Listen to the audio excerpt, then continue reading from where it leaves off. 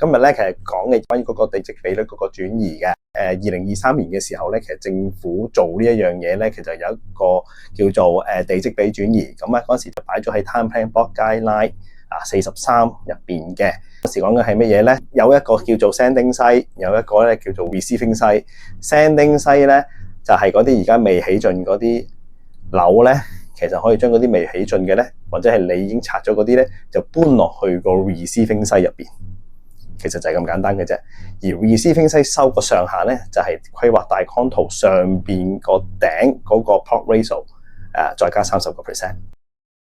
咁因為嗰陣時43嗰個條例淨係講喺旺角同埋油麻地先可以做一個實物轉移。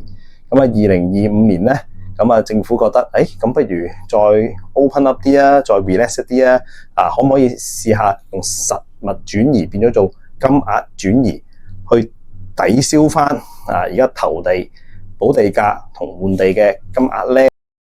咁咧出現咗呢一個咁樣嘅 policy 之後咧，其實好多人咧都問好多唔同嘅問題嘅。咁啊，以後喺其他集嘅時候，我哋先再講啦。咁但係最主要而家有幾樣嘢，其實真係已經喺個腦度，日日都聽到嘅。咁就係話，投資者會唔會加快收購樓咧？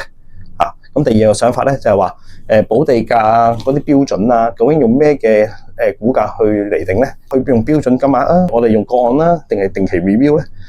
咁其實亦都有人會問喎，哇！咁而家 RWA 行得咁熱啦，咁我哋嗰啲額外地積比又可唔可以被虛擬化，推動翻呢個資產代幣化咧？